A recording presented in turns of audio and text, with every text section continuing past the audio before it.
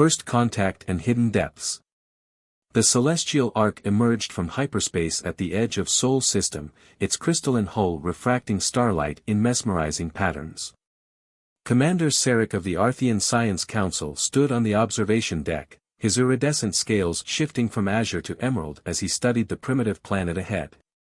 Remarkable how they've survived this long, first observer Tala noted, her sensor tendrils weaving complex patterns in the air. Their atmospheric pollution alone should have killed them centuries ago.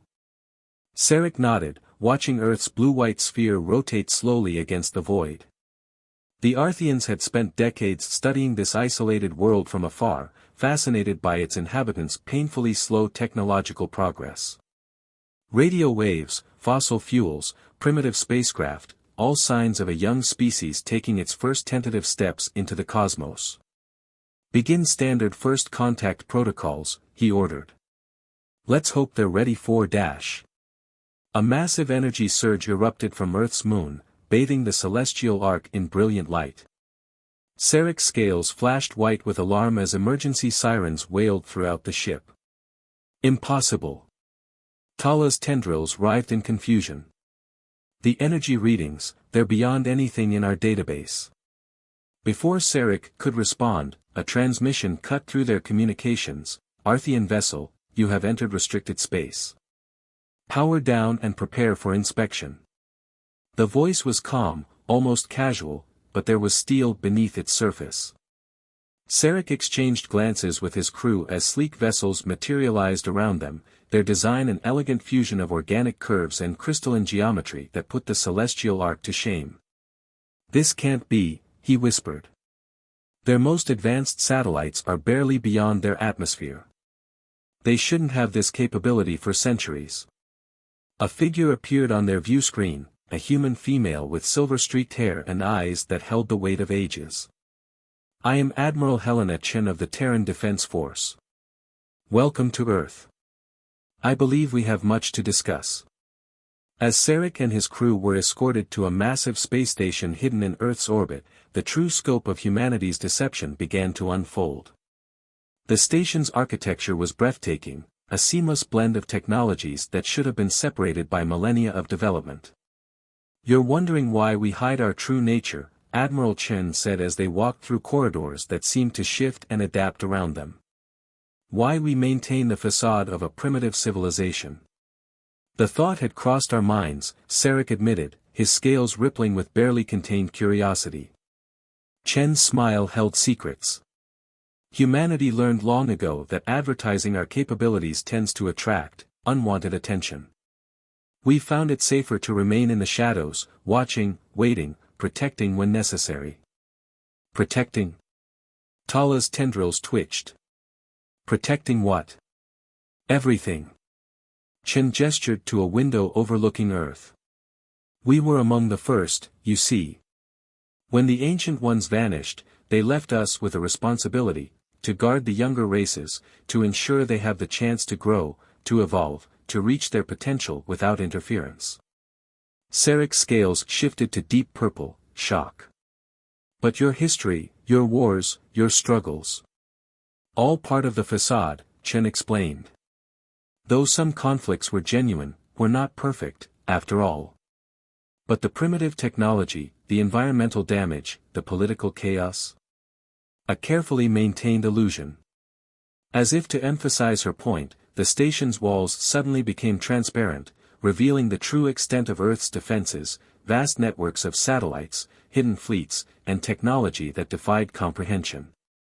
The question is, Chen continued, her expression growing serious, why have you really come to Earth? Our sensors detected your long-range scans months ago. You're looking for something specific. Sarek's scales darkened. She was right, they hadn't chosen Earth at random. There are rumors, he began carefully. Stories of an ancient race that survived the Great Collapse. A species that holds the key to preventing it from happening again. Ah. Chen's smile returned, but now there was sadness in it. Yes, we know about the collapse. We've been preparing for its return for longer than your civilization has existed. She turned to face them fully, her eyes reflecting starlight. "Welcome to Earth, representatives of the Arthean Science Council. It seems we have much more to discuss than simple first contact protocols." In that moment, Sarek realized that everything his people thought they knew about humanity, about Earth, about their place in the cosmic order, it was all wrong. They hadn't discovered a primitive world ripe for study. They had stumbled upon the guardians of the galaxy itself. The ancient archives. Deep within Lunar Base Alpha, Admiral Chen led the Arthean delegation through corridors that seemed to defy physical laws. The walls pulsed with soft bioluminescence, responding to their presence in ways that made Sarek's scientific mind reel. "What you're about to see," Chen explained, "has been kept hidden from most of humanity itself. Only a select few know the full truth of our origins." They entered a vast chamber that stretched impossibly far into the moon's core. Countless crystalline columns rose from floor to ceiling, each containing what appeared to be living data, streams of information that flowed like liquid light. "The archives," Tala breathed, her sensor tendrils trembling with excitement. "They're real. The legends were true." "Yes," Chen confirmed. "Though most accounts get the details wrong. These aren't just records, they're living memories, spanning billions of years." A holographic display materialized around them, showing Earth as it existed eons ago. The continents were different, the atmosphere tinged with purple rather than blue. Strange cities dotted the landscape, their architecture unlike anything in modern human history. "We weren't always as we are now," Chen continued. "The first extinction event changed us fundamentally. We had to adapt, to evolve, to become something new." The display shifted, showing a series of catastrophic events, massive impacts, solar flares, invasions by beings that defied description. Each time, humanity survived, changed, grew stronger. "But why maintain the deception?" Sarek asked, his scales shifting to a thoughtful blue. "Why pretend to be primitive when you possess such power?" Chen's expression darkened. "Because we learned the hard way that advanced civilizations attract attention. Not all of it friendly." She waved her hand, and the display showed another scene, a magnificent civilization in flames, its people scattered to the cosmic winds. "The precursors?" Tala's tendrils coiled tightly. "You knew them?" "We were their students, once," Chen revealed. "Before the Great Collapse. They taught us, guided us, prepared us, though we didn't understand for what until it was too late." The images shifted again, showing Earth rebuilding itself time and again, while human outposts secretly spread throughout the galaxy. "Always watching, always hidden, always protecting. Your civilization's recent brush with the Nexus entity," Chen said, causing Sarek's scales to flash white with shock. "Did you never wonder why it suddenly withdrew when victory seemed certain?" "That was you?" Sarek could barely process the implications. "But we never detected." "Precisely." Chen's smile was grim. "We've had eons to perfect the art of invisible intervention. We guide, we protect, we maintain the balance, all while appearing to be nothing more than a young, struggling species on a polluted world." Suddenly, alarms blared throughout the facility. Chen's hand flew to her communicator, her expression turning grave. "It's happening sooner than we expected," she muttered. "Show them," she commanded the archive systems. "They need to understand what we're facing." The chamber filled with new images, massive structures moving between the stars, ancient mechanisms awakening in the void, and a darkness that seemed to devour light itself. "The Great Collapse wasn't a single event," Chen explained, her voice heavy with the weight of ages. "It's a cycle. And it's beginning again." Sarek watched in horror as the display showed entire galaxies going dark. "How long?" he managed to ask. "Months, perhaps weeks," Chen replied. "We've been preparing for this moment for millions of years. Every technological regression, every apparent setback in our history, all carefully planned steps in an endless dance of preparation." She turned to face the Arthean delegation, her eyes reflecting the light of ancient memories. Your arrival here wasn't chance, Commander Sarek. We've been watching your people for generations, guiding you from the shadows. You're ready now. Ready to know the truth, ready to join the fight. The fight? Tala's tendrils wove patterns of confusion in the air. Against what's coming, Chen said, gesturing to the encroaching darkness in the display. Against the thing that the precursors couldn't defeat. The thing that's been devouring advanced civilizations since the dawn of time. The chamber rumbled as ancient machinery began to awaken within the moon's core. Throughout the solar system, hidden installations that had lain dormant for millennia stirred to life. Welcome, Chen said, her voice carrying both pride and sadness, to humanity's true purpose. We are not just guardians. We are the firewall between existence and oblivion. And now, you're part of that legacy too. As if in response to her words, new alarms began to sound, more urgent, more insistent. Something was approaching the solar system, something massive, something ancient. Something that humanity had been waiting for since before the Artheans' first ancestors crawled from their primordial seas. Alliance and Awakening. The emergency briefing chamber aboard Lunar Base Alpha hummed with tension as holographic displays showed the approaching anomaly. Sarek watched in fascination as human officers, their carefully maintained facade of primitiveness now completely abandoned, coordinated with AI systems of breathtaking complexity. The Void Keeper, Chen announced, her voice cutting through the murmur of activity. That's what the precursors called it. A cosmic entity that feeds on advanced civilizations, drawn to technological advancement like a moth to flame. The main display showed a mass of darkness moving between the stars, consuming light and energy in its path. Sarek's scales rippled with primal fear as he realized the readings matched ancient Arthean legends of the Great Devourer. This is why you hide, Tala said softly, her sensor tendrils weaving patterns of understanding. Why you maintain the illusion of a primitive society. One of many reasons, Chen confirmed. She gestured, and new displays sprang to life showing hidden human outposts scattered throughout the galaxy.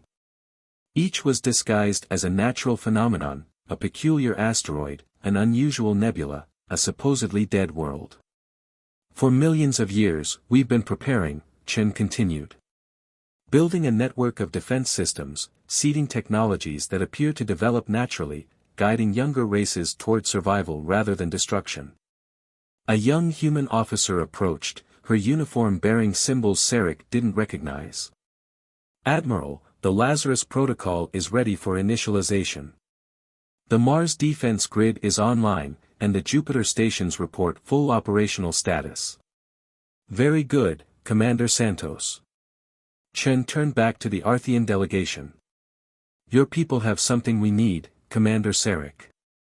Something you don't even know you possess. Sarek's scales shifted to a questioning purple. What could we possibly have that dash?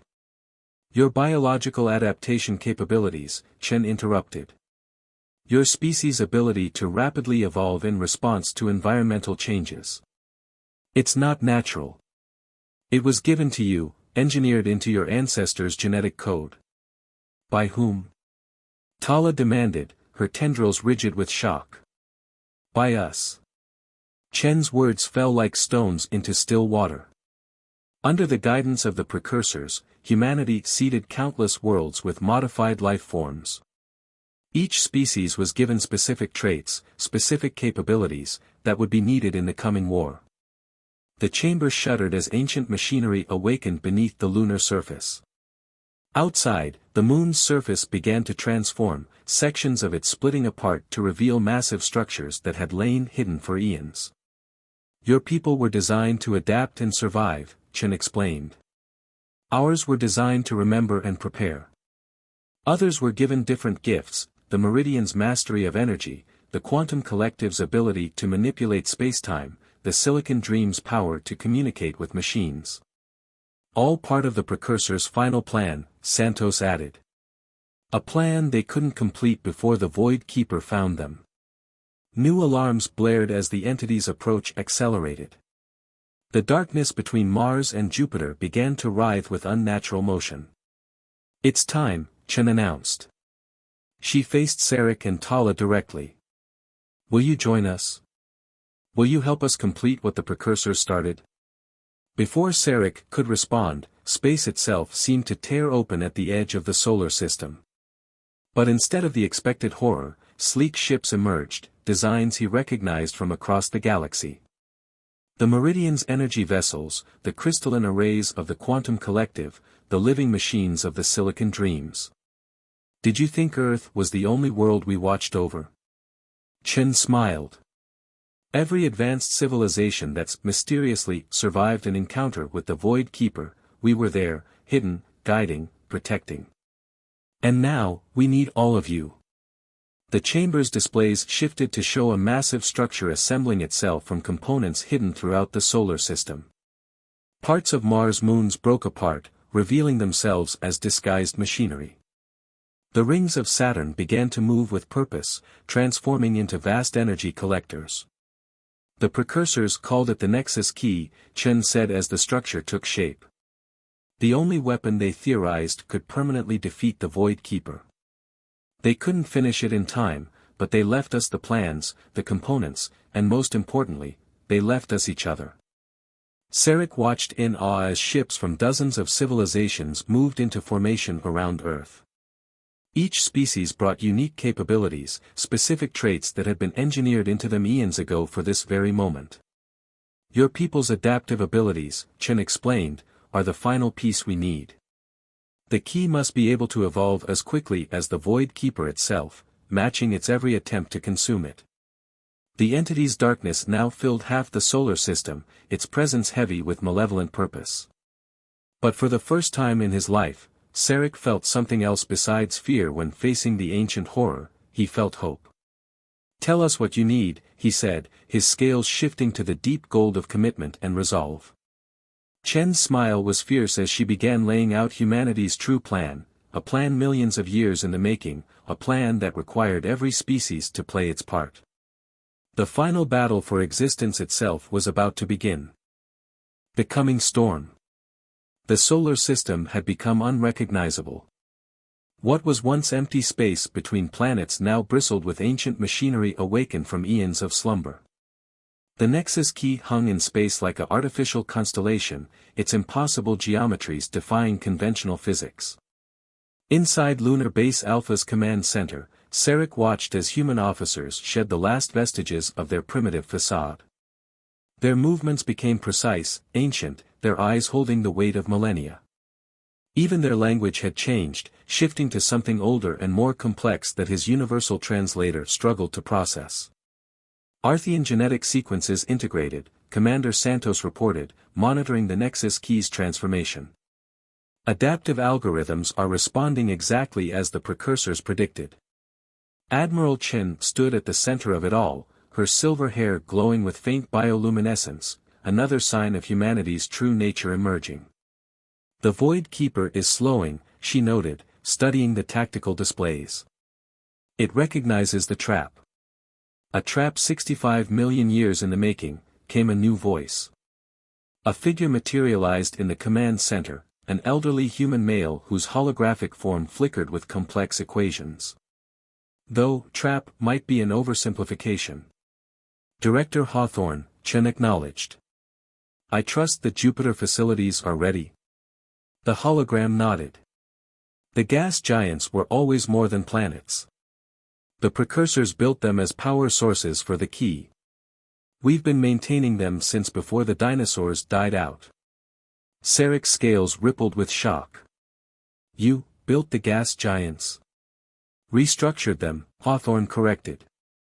"Just as we restructured Mars to serve as a backup defense platform, and Venus to act as a containment field generator. Earth is the only planet in this system that began naturally." Tala's sensor tendrils writhed with revelations. "The pollution, the climate change. Necessary camouflage," Chen explained. "The Void Keeper hunts by detecting large-scale technological manipulation of natural systems. By making our changes appear to be the result of primitive industrial development. You hid your true capabilities in plain sight, Sarek finished, his respect for human ingenuity growing by the moment. The command center shuddered as the Void Keeper's presence pressed against the outer defense grid. The entity's darkness had consumed most of the Kuiper belt, its ancient hunger focused entirely on the gathered fleet. All species report ready, Santos announced. Around Earth, ships from dozens of civilizations moved into precise formation, each taking positions calculated millions of years ago. The Meridian's energy matrices are aligned, Hawthorne reported. The quantum collective spacetime anchors are in position. The Silicon Dreams have established their neural link with the Key's core systems. And our contribution? Sarek asked, watching his own people's ships integrate with the massive structure. Your species' adaptive capabilities are already at work, Chen said, pride in her voice. The Key is evolving, changing its configuration faster than the Void Keeper can analyze it. Just as planned. Suddenly, the entity's advance halted. The darkness between the planets writhed with what almost seemed like uncertainty. It recognizes the pattern, Hawthorne's hologram flickered with excitement. It sees the precursor's handiwork. For the first time in its existence, the hunter has become the hunted. The Void Keeper's response was immediate and devastating. Tendrils of pure darkness lashed out, attempting to consume the nearest ships. But the fleet's formation held, each species' unique capabilities working in perfect harmony. This is what we were all designed for, Chen's voice carried the weight of ages.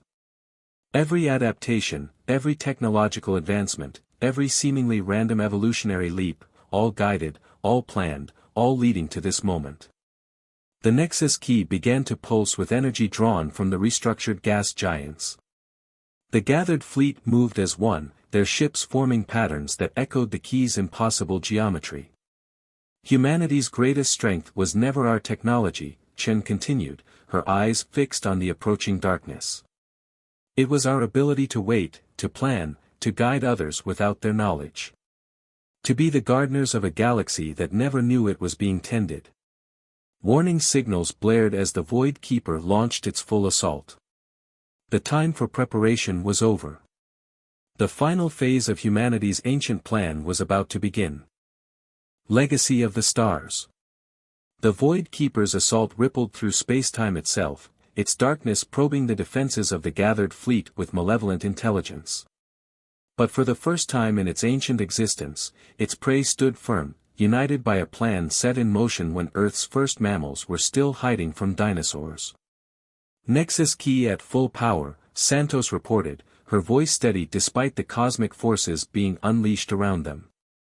All species contributions are functioning at optimal levels. Admiral Chen's eyes reflected the swirling energies visible through the command center's quantum windows. Initiate the Lazarus Protocol. All units, execute final approach patterns. The assembled fleet moved with impossible precision, each ship taking its designated position in a formation that transcended three-dimensional space. The Meridian's energy vessels pulsed with power drawn from Jupiter's core. The quantum collective's ships bent reality around them. The Silicon Dream's living machines sang in frequencies that made reality shiver. And at the heart of it all, the Arthean vessels channeled their species' adaptive capabilities into the Nexus Key, allowing it to evolve faster than the Void Keeper could respond. The entity is attempting to analyze the pattern, Hawthorne's hologram reported. Just as it did with the precursors. But unlike the precursors, Chen smiled grimly, we're not trying to destroy it. Director, initiate final phase. The Nexus Key's impossible geometry began to shift, its structure incorporating aspects of every gathered species' unique traits. The Void Keeper's darkness recoiled, sensing something it had never encountered in all its eons of consuming civilizations. You see, Chen explained to Sarek, the precursors failed because they tried to fight darkness with light. We learned a different way. We learned to fight darkness with understanding. The Void Keeper lashed out, its tendrils of anti-light attempting to devour the nearest ships. But where they touched the fleet's formation, they found not fear, but acceptance. Not resistance, but integration. The entity feeds on technological advancement, Hawthorne's voice carried ancient knowledge. On the pride and fear of species reaching for the stars. So we created civilizations that advanced together, guided by guardians they never knew existed. Sarek's scales shifted in amazement as he finally understood. You didn't build weapons to destroy it. We built a galaxy that could embrace it, Chen finished. Every species here contributes something unique, not to destroy the darkness, but to help it evolve beyond its hunger. The Nexus Key pulsed with energy drawn from every gathered civilization. But instead of attacking the Void Keeper, it created a space within itself, a place where darkness could exist without consuming, where ancient hunger could finally be satisfied. The entity's assault faltered. For the first time in its existence, it faced not prey but equals. Not victims but creators. Its darkness began to change, taking on new properties as the combined knowledge and capabilities of dozens of species offered it a new way to exist. The precursors created us to be their successors, Chen said softly. But we chose to be something more. Not conquerors of the darkness, but shepherds of the light. Not masters of the galaxy, but its gardeners. The command center filled with impossible colors as the Void Keeper made its choice. Its darkness flowed into the space created by the Nexus Key, transforming from a force of destruction into something new, a fusion of all the species' unique traits, guided by humanity's ancient wisdom. And now? Tala asked, her sensor tendrils weaving patterns of wonder. Chen smiled, and for a moment Sarek saw her as she truly was, not just an admiral, but a guardian whose vigil had lasted millions of years. Now we continue our work. There are more young civilizations to guide, more species to prepare, more darkness to transform. And our people? Sarek questioned. Now that we know the truth. Now you join us as active partners rather than unknowing participants. The galaxy is vast, and there is much work to be done. As the gathered fleet began to disperse, their mission complete, Sarek watched Earth rotating peacefully below. Its apparent primitiveness now seemed like a masterwork of subtlety, a reminder that the greatest powers are often hidden in plain sight. Humanity had never been young. They had been exactly what the galaxy needed them to be, patient gardeners tending a cosmic garden, preparing for a harvest of understanding that had taken millions of years to grow. And now, as new stars flickered to life in the transformed darkness, their real work could begin.